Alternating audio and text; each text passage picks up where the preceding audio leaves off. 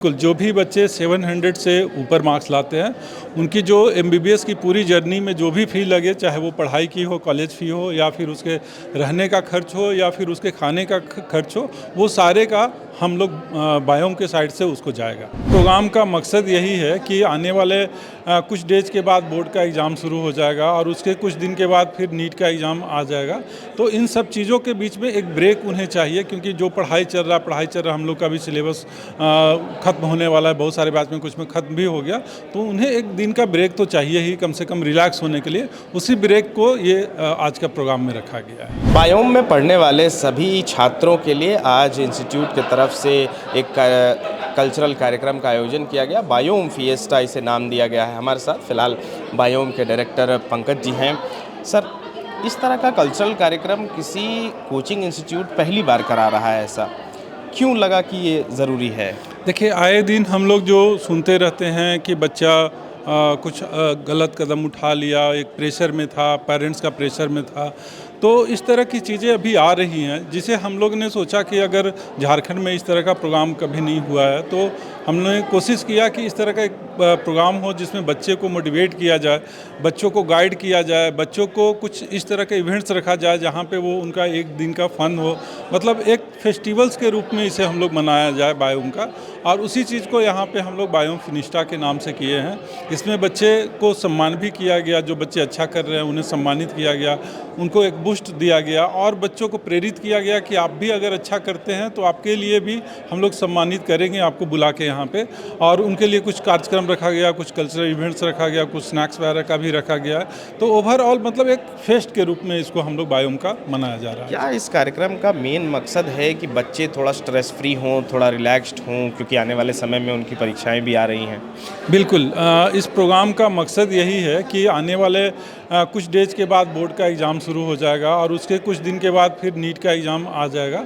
तो इन सब चीज़ों के बीच में एक ब्रेक उन्हें चाहिए, क्योंकि जो पढ़ाई चल रहा हम लोग का भी सिलेबस ख़त्म होने वाला है, बहुत सारे बैच में कुछ में ख़त्म भी हो गया, तो उन्हें एक दिन का ब्रेक तो चाहिए ही, कम से कम रिलैक्स होने के लिए। उसी ब्रेक को ये आज का प्रोग्राम में रखा गया है। सर, अभी मैं देख रहा था कार्यक्रम में बहुत सारे बच्चों को सम्मानित किया गया, पुरस्कृत किया गया। क्यों लगता है कि इस तरह के कार्यक्रम में और साथ ही बच्चों को मोटिवेट करने के लिए जो सम्मानित किया जाता है, पुरस्कृत किया जाता है, क्या ये दूसरों बच्चों पर असर डालता है कि मुझे भी और बेहतर करना है? बिल्कुल, अगले प्रोग्राम में जब आप आएंगे, जब हमारा एक अप्रैल और मई में प्रोग्राम होगा, तो देखिएगा इनमें से कई बच्चे आपको डॉक्टर के यूनिफॉर्म में दिखेंगे। वो कहीं ना कहीं इन बच्चों से इंस्पायर्ड होंगे और अभी से जब घर जाएंगे तो वो और ज़्यादा मेहनत कर पाएंगे, उन्हें देख के कि उन्हें वो सम्मान मिला है और वो उस लायक बने हैं। तो हमें भी कोशिश करना, हम थोड़े से मार्क्स से पीछे हैं, कोशिश करेंगे तो शायद हम भी वहाँ तक पहुँच जाएंगे। सर, नीट जैसी परीक्षा बहुत कठिन परीक्षा है, बच्चे बहुत लंबे समय तक मेहनत करते हैं, लेकिन बहुत बार ऐसा होता है कि परीक्षा के दिन या परीक्षा के समय वो हड़बड़ाहट में गलती कर बैठते हैं या नर्वस हो जाते हैं या टेंशन में हो जाते हैं। इन सब चीज़ों से कैसे टैकल करें बच्चे? देखिए, उसके लिए हमारा एक अलग सेशन होता है और हम थ्रू आउट उनको इस चीज़ के लिए गाइड करते हैं कि कैसे आप रिलैक्स रहे एग्ज़ाम टाइम में। उसके लिए हमारा प्रैक्टिस जो होता है ना, बहुत ज़्यादा होता है। मतलब अभी अगले मंथ से वो जो है वो लगभग इतना उन्हें टेस्ट दिलवाते हैं कि एग्ज़ाम हॉल में उन्हें लगेगा ही नहीं कि हम कोई एग्ज़ाम में आके एग्ज़ाम दे रहे हैं, लगेगा कि बायोम में बैठे हुए और बायोम का ही टेस्ट दे रहे हैं। मतलब इतनी तैयारी कराई जाती है कि परीक्षा के दिन छात्र जो हैं, बच्चे नर्वस ना हों, परेशान ना हों। बिल्कुल, हमारे बायोम में ये चीज़ के लिए ही लोग जानते हैं कि बायोम जो है, नहीं तो जितने भी इंडिया में कोचिंग्स हैं वो मैक्सिमम कोचिंग्स है कि उन्हें मेडिकल को बच्चों को पढ़ाना है, इंजीनियरिंग पढ़ाना है और भी चीज़ों को करना है, लेकिन बायोम ही एक ऐसा इंस्टीट्यूट है जो थ्रू आउट मेडिकल के लिए रहा है और मेडिकल के लिए डेडिकेटेड है और मेडिकल के ही बच्चों को ये गाइड करता है, उन्हें रिजल्ट्स करवाता है। सर, एक आखिरी सवाल, बायोम का एक्सपेंशन का क्या प्लान है? किस तरीके की आप लोग आगे प्रोजेक्ट्स लाने वाले हैं, जो आप बता भी रहे थे स्टेज पर? जी, बायोम का एक नया सेंटर हमारा जो है वो बरियातू रोड में आ रहा है, जो कि बरियातू और टाटी शिल्वे रोड के बच्चों को आने में थोड़ा परेशानी होता था, उसको टाइम बचाने के लिए एक सेंटर हमारा उधर जा रहा है। और अभी इस ईयर में हमारा 2 से 3 सेंटर जो है वो हाइब्रिड मोड में स्टार्ट हो रहा है, जो पूरे झारखंड में 2-3 जो बड़े शहर हैं उसमें स्टार्ट होगा और उनमें वो हाइब्रिड के साथ साथ उन्हें लाइब्रेरी फैसिलिटी मिलेगी और जो टीचर्स हमारे बायोम के रांची में पढ़ा रहे हैं उन्हीं टीचर्स का क्लासेज जो है वो उनको उस शहर में ही मिल जाएगा, तो उन्हें यहाँ नहीं आना पड़ेगा। उन्हें एक हॉस्टल्स का चार्जेस, जो रहने खाने का चार्जेस लग रहा है वो बचेगा, और प्लस वो अपने पेरेंट्स के साथ भी रह पाएंगे। सर, हाइब्रिड को थोड़ा और बेहतर तरीके से समझें तो कैसे कहा जा सकता है? हाइब्रिड का मतलब होता है कि कुछ क्लासेज जो है वो टीचर्स पढ़ाते हैं और कुछ क्लासेज जो है वो लाइव सेशन पे चलता है, जो कि हमारे रांची के सेंटर से वो क्लासेज लाइव होंगे और वहाँ पे टीचर जो है उनको डॉट्स क्लियर करवाते हैं, जो वहीं के टीचर्स होंगे।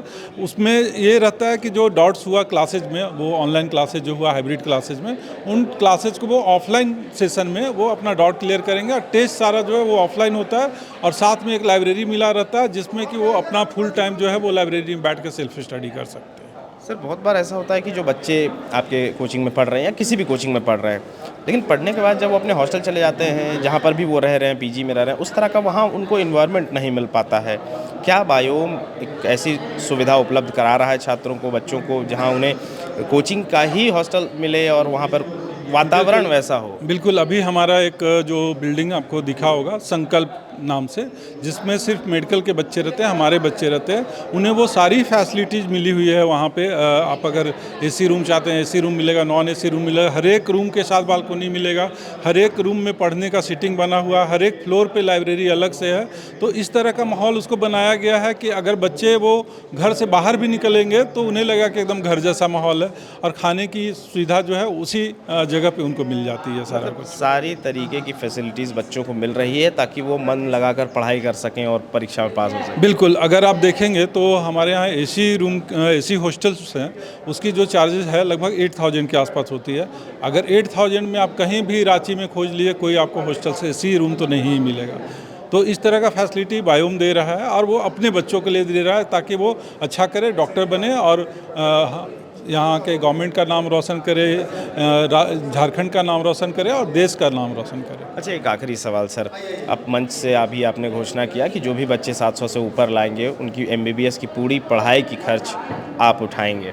जी बिल्कुल, जो भी बच्चे 700 से ऊपर मार्क्स लाते हैं उनकी जो MBBS की पूरी जर्नी में जो भी फ़ी लगे, चाहे वो पढ़ाई की हो, कॉलेज फ़ी हो, या फिर उसके रहने का खर्च हो, या फिर उसके खाने का खर्च हो, वो सारे का हम लोग बायोम के साइड से उसको जाएगा। एवं इंजीनियर बनकर भरे सफलता की ऊंची उड़ान, जहां साधारण छात्र भी झारखंड टॉपर्स बनकर बना रहे इतिहास। दूरदर्शी शिक्षाविद श्री विपिन सिंह के मार्गदर्शन में मेडिकल एवं इंजीनियरिंग के लाखों छात्रों के लिए आशा की किरण के रूप में गोल nations leading institute. thefollowup.in. Like, share and subscribe.